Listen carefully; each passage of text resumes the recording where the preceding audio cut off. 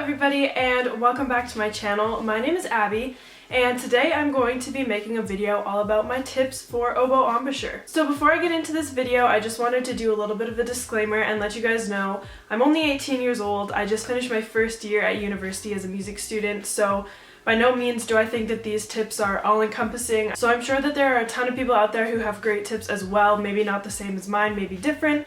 That's totally fine. I just thought I would share what works for me with you guys in case it can help some of you guys out. So if you have any other ideas on embouchure tips and tricks, leave them down below because I would love to discuss more ideas. But let's get started with the video. So I want to start out by just telling you about the basic oboe embouchure and what that should entail. So I would say there are two main steps for an oboe embouchure.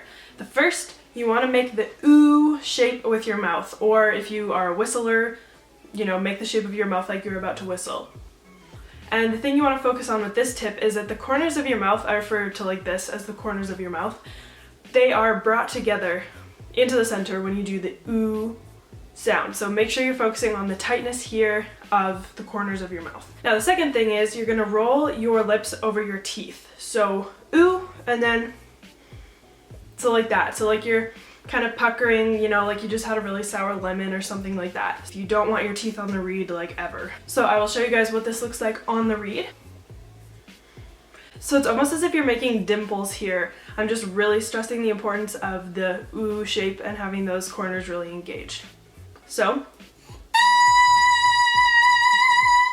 that is your basic oboe embouchure. So now I want to cover some do's and don'ts because there are some things that people tend to do with embouchure that are not the greatest, so I just want to clear the air with that. So the first thing that you don't want to do is you don't want to use your embouchure to change the tuning of your note. So what I mean by that is you can do this. So by kind of rolling in more on the reed and rolling out more on the reed, I can change the sharpness or flatness of the pitch. That's generally not what you want to do. By having good air support and playing the oboe, you should be able to produce notes pretty well in tune. And it shouldn't have to come from your embouchure. Now, all reeds are different, but if you have a good oboe and a good reed, ideally you should be able to play in tune without having to adjust your embouchure, but by making sure you have good air support.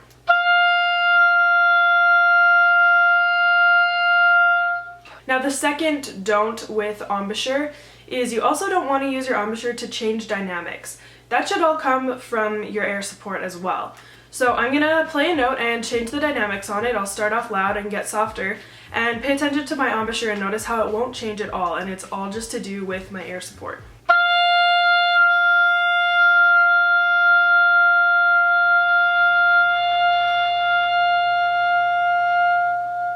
So with that, I could basically fade out to nothing, and I didn't change my embouchure one bit. It was all just keeping a really tight core, making sure I supported my tone, and that's how you change the volume of it. So sometimes people will use their embouchure and adjust it to change the volume, and that's just not ideal, and it's really not needed if you have good air support. So these were my quick tips for having a good embouchure on the oboe. I hope it helped you out.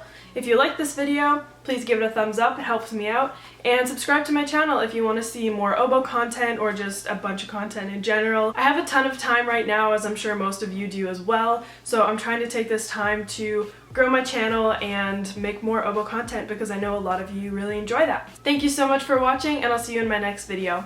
Bye!